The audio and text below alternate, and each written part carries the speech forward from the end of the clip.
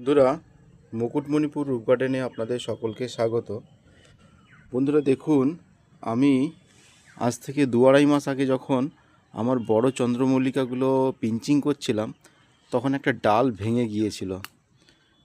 তো সেই ডালটা আমি বসিয়েছিলাম বালির মধ্যে, তারপরে একটা টবে বসিয়ে দিই, একটা ছোট্ট ভাঙা টবে বসিয়ে দিই।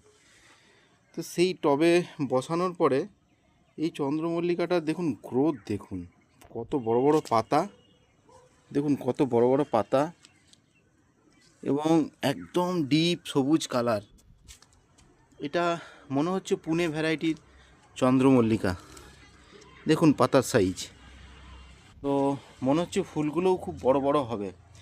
এর গ্রোথটা কিন্তু খুব কম, মানে খুব স্লোলি, কিন্তু যখন পিক আপ হয়, এই ঠান্ডা পড়লো, একবারে বিরাট গ্রোথ নিয়ে নিল। তো ফুল ফুটলে আপনাদেরকে দেখাবো। এই কুড়ি আসতে চলেছে, এই যে দেখুন সবে কুড়ি আসতে চলেছে।